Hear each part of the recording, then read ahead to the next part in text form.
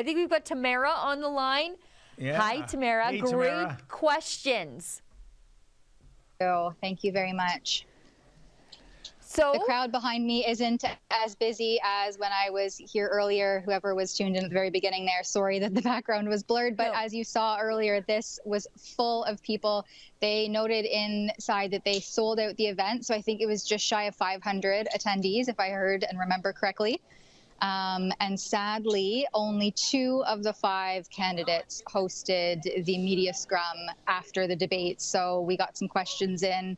And I don't know did you show them on the live stream? yeah, we yet? did. Yeah. We did. And your questions were great. They were reasonable questions. Between you and Lincoln, I think you asked some really tough questions. There's a lot of like CBC's questions like, what do you think about nobody getting along? Why can't the kids all just get along in the minivan? That's what their questions were like. And They're you guys, like, how does it make you feel to be here tonight? And do you think that we should censor other candidates when they ask you tough questions? yeah.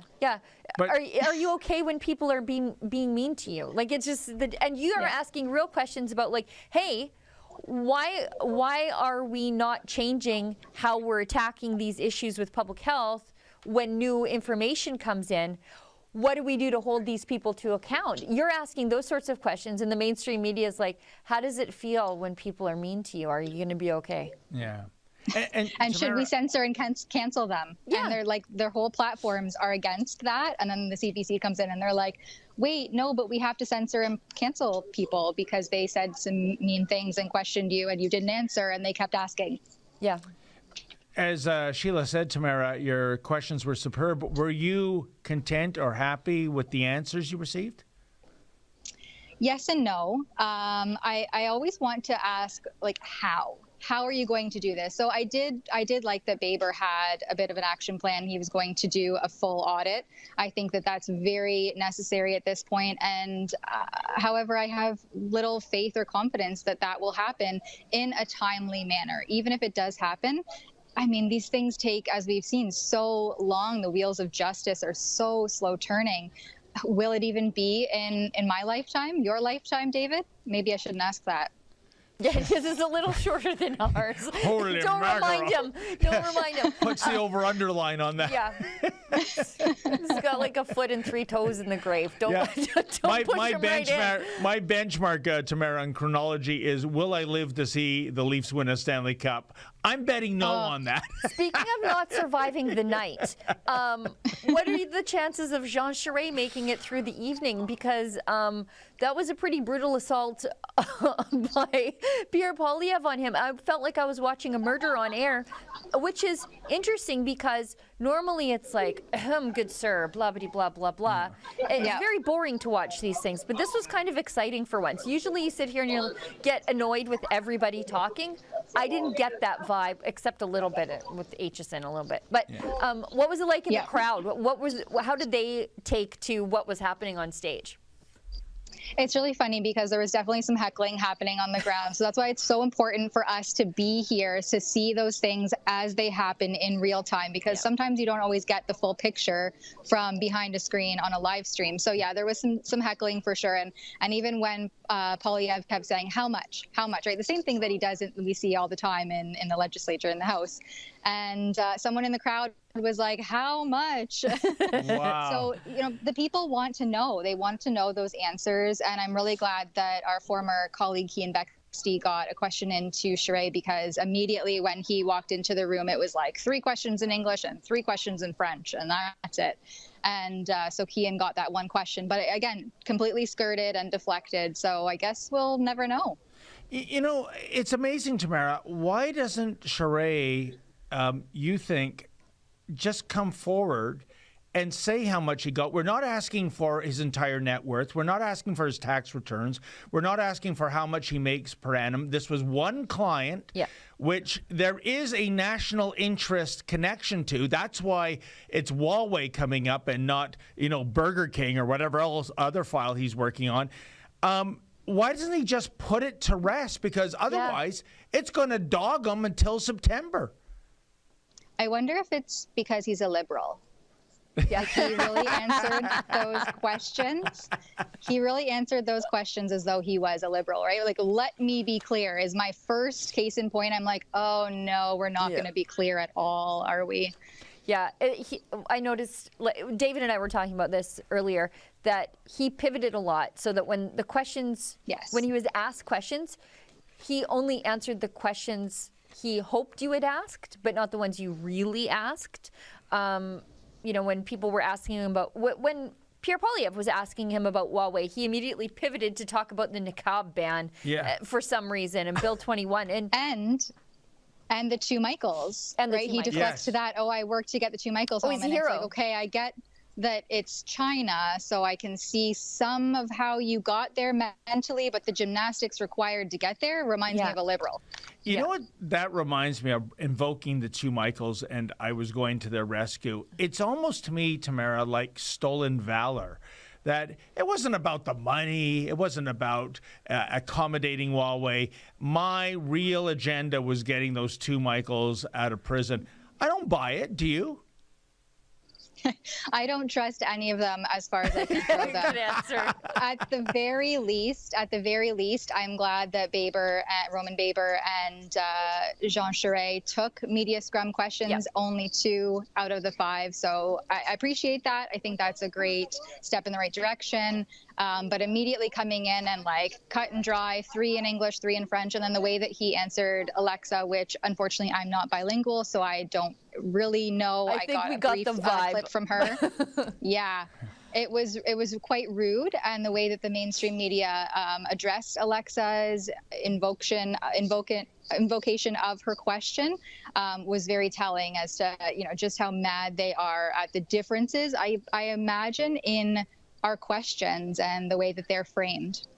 Yeah, sorry, David, to interrupt, but that was one of the first thing I noticed. You might see a message in the Slack channel as you guys were answering them, and then the mainstream media's follow-up. It's like night and day. And they say that we're not journalists, but we asked real, tangible, tough questions, like you said, that conservative voters want answers to, that our viewers, I feel these are questions that they would want answers to. And the mainstream media just levels puffball questions at them. And, you want to ask questions that probe, them for their grasp of the issues. And I didn't see that from the mainstream media. I saw it from you guys, though. Well, it's politically relevant questioning, too. I mean, these are things, like you said, that matter to Canadians, that matter to conservatives. I guess the mainstream media wouldn't really know a thing about what that might be. But what it reminded me of, too, is what we normally would do, for instance, as we call them streeters, going out into the public and asking the people what they think and how they feel, not elected officials. We want to ask them tough, politically relevant questions and then go out to see what the public and the people on the ground think in response to what the politicians say and what they're doing. Not this weird flip reversal of that role there. We need to hold these people to account. They're our elected officials, or soon to be. And then we can see what people's opinions and feelings are on the ground thereafter. Yeah. Tamara, I want to get your opinion on a statement Charest made. We mentioned it a little earlier before you came on camera. I think he was attempting to clear the air. Instead, I think he stepped on a landmine instead. And it was this quote, "Can I lay to rest this accusation that I'm a liberal?" End quote. What I'm getting at, Tamara, is if you have to make that statement, you're the only candidate up there of the 5 saying, can I lay to rest this terrible accusation that I'm a liberal? Chances are, maybe you're a liberal. Maybe, there's... Methinks the lady doth protest too much. Thank you. In the words of the immortal bard. What did you get from that comment, and what was the reaction of the room? Yeah, the room was definitely, I think, feeling that he was a liberal. Again, just in the way that he answers the questions and the line of questioning to him, it was like, what are you... He just seemed really out of place. Yeah. Like, what are you doing here? Was it the booing that gave it away? Was it all the boos? And the jeers? And I think, and Tamara, I really wanted to ask him. It seemed that Charest, of the 5, he was the only one, at least that Sheila and I could detect, was receiving jeers and boos and mock laughter. Or did some of the other candidates receive a bit of that feedback as well? Yeah, so definitely Charest when he chastised the Freedom Convoy for like an illegal blockade, of course. I think everyone could hear the booing and the heckling after that. But Atkins, I always mispronounce his name. Atkinson? Me too. Aitchison. Thank you. Scott Aitchison, when he referred to some of the conspiracy theories that are abound, within the people who are questioning the government response to COVID, and a lot of them are coming true as they debated a little bit. But definitely there was some people in the crowd that did not appreciate that slanderous remark by him. And as we see too, like I said, these conspiracy theories turn into conspiracy fact. And also when the government acts in such a way that's unethical and misaligned, then that's a breeding ground for those very conspiracy theories that they claim to be against. So it's by no fault of the people. I think this is a very good, accurate reflection of how the government's handled itself, that these things are allowed to fester and brew. Yeah, and when they tell you I'm not answering your question, it leads you to believe that your question had a lot of validity to it. I wanted to ask you, since you were there, who do you think won the debate tonight? I mean, I think that Pierre Poilievre is very unwavering. I think the main three for me are Pierre Poilievre, Leslyn Lewis, and Roman Baber. I think that they are very unwavering in their approach, in the way that they stand in principle and their moral compass. They know what their platform is, and they keep reiterating that. I'd like to see more answers in terms of how they're going to achieve these things, what the action will be like on the ground. But I think that definitely they were the strongest debaters and the ones that held to their convictions the most. Yeah.